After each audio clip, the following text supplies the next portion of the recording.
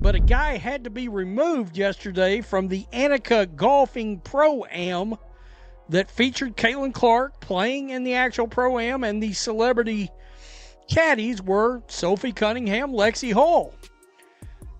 They had to get a guy out of there. A guy what? Okay, so imagine this. Caitlin Clark and Sophie Cunningham are just chilling at a golf tournament, right? Like a nice, relaxing day. But then security swoops in and yanks someone off the course. Now you might think, oh, just another rowdy fan. Nope, what went down at the ANNIKA Pro-Am wasn't just awkward, it went from 0 to absolutely wild in seconds. And trust me, the stuff that came out after, even crazier than the actual incident. Seriously, have you ever seen someone get kicked out of a sports event? Tell me your craziest stories in the comments. Caitlin Clark's Pro-Am interrupted by man claiming to be Sophie Cunningham's boyfriend. Wow. Wow. A man appearing to be in his 70s and claiming to be the boyfriend of WNBA star Sophie Cunningham was escorted off the grounds of the Pelican Golf Club during Caitlin Clark's Pro-Am round after apparently being the victim. So here's the setup. Caitlin Clark, Sophie Cunningham, and Lexi Hall are living the dream at the Pelican Golf Club for the ANNIKA Pro-Am. It's supposed to be this super chill day of golf, mingling with celebs, fan fun, you know the vibe. Clark's playing, Sophie and Lexi are caddying in their awesome fever gear. Everything's just wholesome and perfect. Until some guy in the crowd starts screaming Sophie Cunningham's name. Not just a polite shout, but multiple times, super loud, enough to get security's attention. And when they walk up to him to figure out what's going on, he drops an absolutely bonkers claim. I'm Sophie Cunningham's boyfriend. Yeah, you heard that right. According to the Daily Mail, Cunningham, who was among the celebrity caddies for the Indiana Fever, her Indiana Fever teammate, was walking the 10th fairway when the man shouted for her several times, calling her, quote, Soph. Cunningham, 29, ignored the calls. Two members of the Bel Air Police Department were assigned to the group for security. One stopped the man, demanding to see his driver's license and taking a photo to identify him.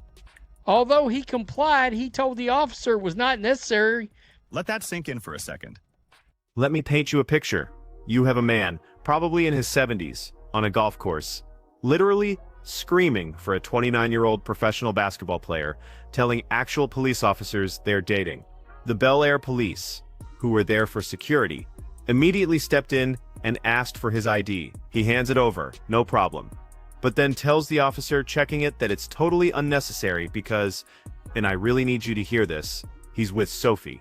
As if that little tidbit would make the cops go, oh, our bad, carry on, like it's a perfectly normal thing to say. When he produced messages from social media accounted purporting to Cunningham's, the officer told the man he was likely being...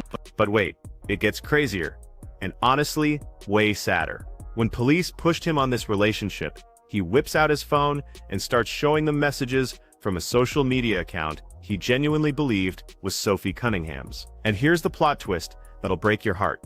He'd sent this fake account almost $2,000 in gift cards. Seriously, $2,000. Can you imagine he actually thought Sophie Cunningham, a legit pro athlete with endorsement deals and a WNBA salary, was desperately waiting on iTunes cards or whatever gift card garbage these catfishing scammers were peddling? My jaw is on the floor. Man said he had sent his, quote, girlfriend almost $2,000 in gift cards through the account. This old man thought Sophie Cunningham was actually talking to him. So, the officer on scene had to break the news to this guy. He was being scammed. The account was totally fake, and Sophie Cunningham was absolutely not his girlfriend and had never asked him for a dime. But get this, the man wasn't buying it. He kept insisting he just needed to chat with Sophie. Convinced she'd back up his story, still believing this whole thing was just a huge misunderstanding that would clear up as soon as she confirmed they were, together.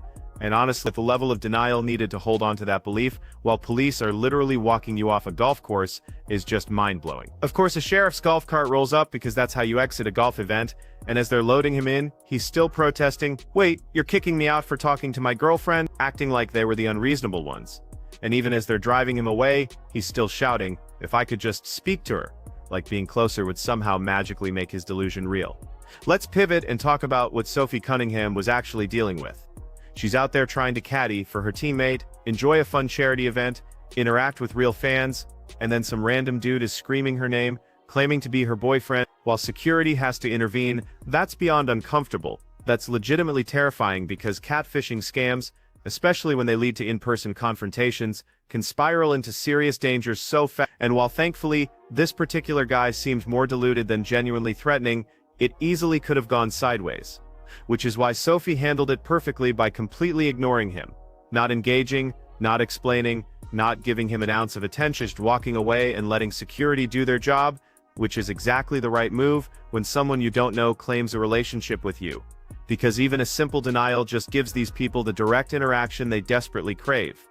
The absolute worst part, these scams are disturbingly common. The Athletic, for example, recently did a deep dive into catfishing schemes, targeting athletes, and found this stuff happens all the time, with fans getting tricked into believing they're talking to their sports hero, then duped into sending money via crypto or gift cards, through convincing fake accounts that steal real photos and prey on lonely or vulnerable people who just want that attention to be real, with LPGA Tour members being particularly targeted. And Scott Stewart, who works for an LPGA security firm, even told The Athletic that people regularly show up to tournaments convinced they've paid for private dinners with players. But here's where it gets truly dark. Some of these victims show up angry, wanting to confront the athlete, thinking the actual player scammed them and kept their money, completely disbelieving it was a fake account. Can you even imagine being Sophie Cunningham, knowing them stranger might show up hostile because they got scammed by someone pretending to be you? That's not just annoying, that's a real-world safety concern. And these athletes have zero control over fake accounts using their names and images, yet they're the ones who face the fallout when victims come looking for answers or confrontation. And the tech making these scams worse is evolving at lightning speed. AI voice cloning means scammers can now make it sound exactly like the athlete is talking to victims. Video deepfakes are becoming terrifyingly convincing, making it harder and harder to tell real from fake. So elderly or vulnerable targets truly believe they're in relationships with these athletes because the evidence, fake photos, messages, voice notes, all seems legitimate enough to completely drain their bank accounts. And look, it's easy to mock someone for falling for this, but elder fraud is a massive, devastating problem. Older generations grew up in a different era where, if someone called from the electric company, it usually was the electric company, so they didn't develop the skepticism needed for today's scam culture. Meaning, when a social media account with Sophie Cunningham's face starts messaging them and building a relationship, many just don't have the tools to spot the fake. And that doesn't make them stupid, it makes them victims. The sheer sadness of this 70-year-old guy genuinely believing he was dating a 29-year-old WNBA player he'd never met, spending $2,000 on gift cards for a person who doesn't even exist, showing up at a golf tournament, expecting a happy reunion with his girlfriend, only to be escorted off the property by police while everyone watches. That's a rough day, by any measure. No matter how delusional the thinking that got him there, but from Sophie, Caitlin, and Lexi's perspective, this was a huge disruption to what should have been a great event, where they were trying to raise money for charity, connect with legitimate fans, and enjoy a break from their basketball grind. But instead, security has to step in because someone's making a scene in the crowd, pulling attention away from the event itself, and making everyone feel super uncomfortable. Here's what's truly wild. This went down right after Sophie accidentally hit a spectator with an errant, a moment that was actually hilarious and wholesome. Sophie hit her face in Caitlin's shoulder from embarrassment, then ran over to hug the guy she hit, took pictures and signed the ball. A total classic sports moment everyone loved, then barely an hour later dealing with a police escort. The emotional whiplash from lighthearted fun to serious security concern is just jarring. This catfishing element also screams how bizarre fame has become in the social media age.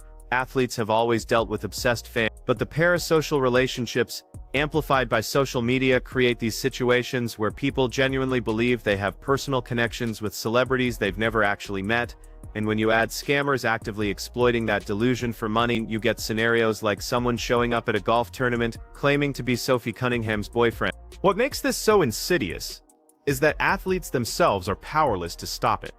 Sophie can't prevent someone from making a fake account with her photos. She can report it, but 10 more pop up instantly, and she can post warnings on her real account. But the victims often only follow the fake one, so she's utterly powerless to protect her image or prevent people from being scammed in her name, which is frustrating and violating in ways most people don't even consider. Now, the security response was top-notch and professional. The Bel Air police officers assigned to the group handled it quickly and discreetly, identified the guy, determined he wasn't an immediate threat, explained he was being scammed, and removed him without causing a bigger scene. That's exactly how it should be managed. No escalation, no drama, just efficient problem-solving, prioritizing everyone's safety. But the fact that this level of security is even necessary at a charity golf event speaks volumes about where we are. Culturally, Caitlin Clark can't even play golf without police escorts, because her popularity is so massive that crowds become unmanageable, and situations like this are a given. That's the painful trade-off of fame at her level. You get the endorsements and but you lose the ability to just exist in public spaces without a full security detail. And poor Caitlin, just trying to work on her golf game and support a good cause, probably heard the commotion, saw security moving in, and thought, oh great, here we go again, because this is her reality now. Every public appearance comes with the possibility that someone will do something completely wild, requiring intervention, which is just exhausting. There's no off switch. Even at a golf tournament, you're on high alert. Oh, and get this, the multiple guys who pretended Sophie's ball hit them just because they wanted attention from her. Peak modern sports fandom right there. She actually hit one person, but several others dramatically fell down hoping for the same treatment, which is pathetic, but also kind of funny in a sad way, just showing how desperate everyone is for a moment with these athletes that they'll fake injuries for a photo op. The thirst is real and deeply, deeply embarrassing. What this whole incident really exposes is how incredibly vulnerable athletes are to this type of harassment and exploitation. They can't control who uses their image. They can't prevent scammers from targeting vulnerable people in their name.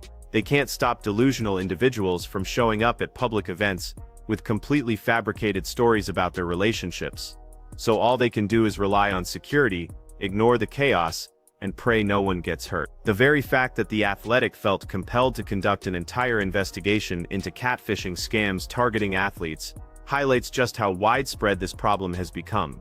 It's not just isolated incidents anymore. It's a systematic issue affecting athletes across multiple sports, with serious financial and safety implications that leagues and security firms are scrambling to address. And there's no simple fix, because scammers are constantly evolving their tactics to stay one step ahead of prevention efforts. For Sophie Cunningham specifically, this has to be incredibly unnerving. She's trying to live her life and build her career, and strangers are literally creating fake versions of her to defraud people. Then those victims show up at her workplace demanding answers. That's beyond an annoyance. That's a legitimate threat to her peace of mind and physical safety. Because while this particular guy seemed harmless, the next one might not be. The core lesson here: fame in 2025 comes with a whole new level of complications that previous generations of athletes simply never had to navigate. Michael Jordan never worried about deep fake videos or AI voice clones. Serena Williams didn't deal with catfishing scams creating fake relationships in her name. Modern athletes face entirely new threats and violations, and the systems designed to protect them are still desperately trying to catch up. So yeah, what should have been a fun charity golf event turned into a full-blown security situation, because scammers are out there absolutely ruining everything for everyone involved. But Sophie Cunningham handled it like a pro. Security did their job perfectly, and hopefully that guy learned a very hard lesson about internet scams. If you're into more no-fluff sports content, make sure to hit that like and subscribe button. And seriously, if you've ever been scammed online, drop your story below. Let's talk about it.